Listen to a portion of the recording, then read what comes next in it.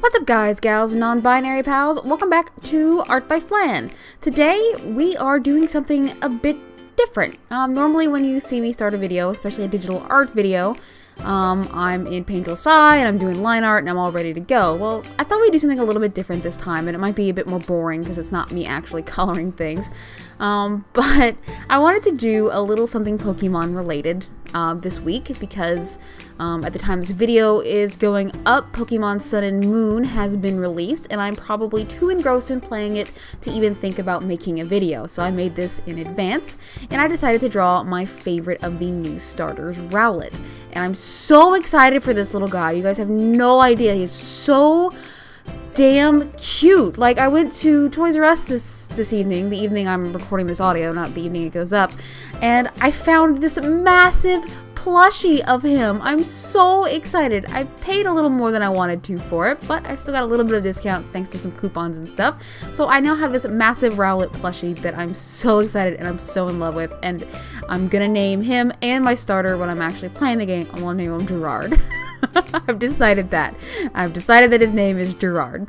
So instead of the, well, let me move on to the actual piece here. So instead of the usual method which I do my art, I'm doing a bit of lineless work, and I'm doing it mostly in Photoshop. I do take it into Tool SAI for a few minor details, but most of this is done in Photoshop. And what I'm doing here is I'm using the pen tool to make my lineless shapes, my lineless colors, and I'm using the different layers to build up this image that I've sketched of Rowlet. And I really like doing this. I find most people don't like to use the pen tool for some reason, but I, for some reason, find it extremely relaxing. Like, just sort of working with the mouse and building up my lines and just working with it like that is just really relaxing to me. And this used to be how I did my line art. Like, I would draw the shape of the line art, if that makes any sense, with the pen tool before I got a tablet. Before I learned how to do line art with my tablet, I would use the pen tool to make nice, smooth, clean digital lines. And once I did, I say that once I did, but even after I got my tablet, like I said, before I got comfortable using it, I still used the pen tool to make lines. And I use the pen tool for a lot of things. You've probably seen me use it before. In some of my earlier videos when I showed you me laying down base colors, I used it there and just used it to fill in areas quicker than it would be to color. I mean, at least it's quicker to me. It's probably not quicker in the long run.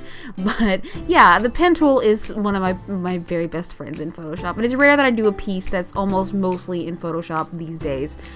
So yeah, it was nice to just get back into one of my favorite programs ever and, you know, get used to using it again and all that jazz. I do something else. I don't just leave it these flat colors, and you'll see later on in the video what I do to it, and I'll talk about more about adding the textures that I do there. I didn't actually speed this video up that much. Like, this piece didn't take me very long at all. It's not very complicated. You know, I didn't do any intense shading or anything, or any line art specifically. That would take up a lot of time. So I only had about 20 minutes of footage in total. And if you speed that up my normal speeds, that made about a 4-minute video, and I feel like that wasn't long enough, but now I'm worried this video might be too long, because who wants to see me fiddle around with the pen tool that long? It's not as fun as watching somebody draw strokes, I guess. But you guys will have to let me know if you want to see more stuff like this, or if one's enough, or, you know, just if you think this is entertaining enough to watch, I guess. That's my biggest fear. So I'm definitely going to put this one out. Obviously, if you're watching this, I'd put it out, but I don't know if I'll do many more like this. Like I said, I just wanted to do something simple, something nice to celebrate the release of Pokemon Sun and Moon. I have Moon, by the way, if you're curious. Oh, goodness. Hold on here. I get really parched doing this. I feel like I talk nonstop, and I probably do. I usually try to record this in one burst. And not have to do separate sessions and then cobble it all together. It just makes it easier, because usually the videos are long enough. I could talk for, you know, 9 or 10 minutes about nonsense. So here I am doing something a little different. So I've had these like layer styles loaded into my Photoshop for years, and I rarely use them, but it takes the color on your layers and makes it look like construction paper.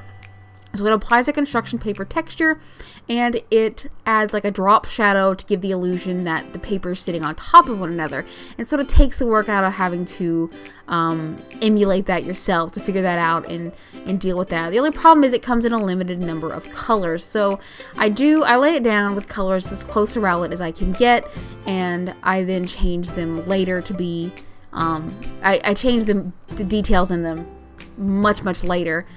And here I am duplicating the layers, and just so I can edit them better. But yeah, like I said, the construction paper layer style is what it's called that I use. Doesn't have exact colors, so I'll usually yeah, because you know it's super exciting watching me layer manage.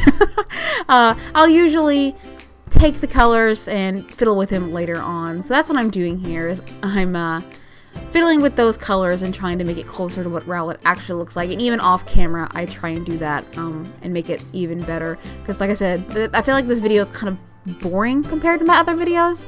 And like I said, you guys will have to let me know if you enjoy seeing things that are a little bit different.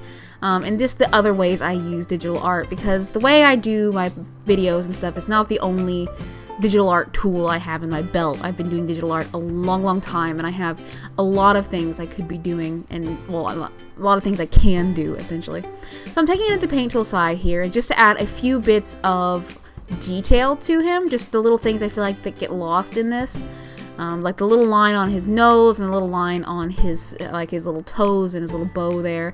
Nose, toes, bows. Ah, that rhymed, y'all. And I also felt like that I guess the right side of his beak was just blending in too much. So I do go back later and fix that. I think I fix it off camera, add a bit of another drop shadow so you can see that it's not all one piece of paper, essentially. So yeah, I'm just adding these in, and I do go back and change the colors of these to make them blend a bit better. I did actually kind of like the black, but I felt it stuck out too much.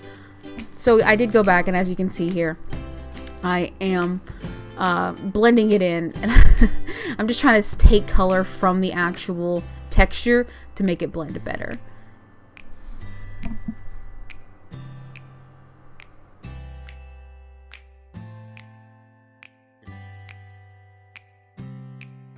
So we should be shifting on into the final piece. If you like what you see, don't forget to click that like button and leave a comment down below.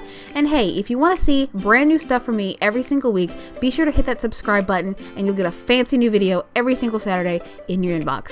Thank you guys so much for watching. Bye-bye!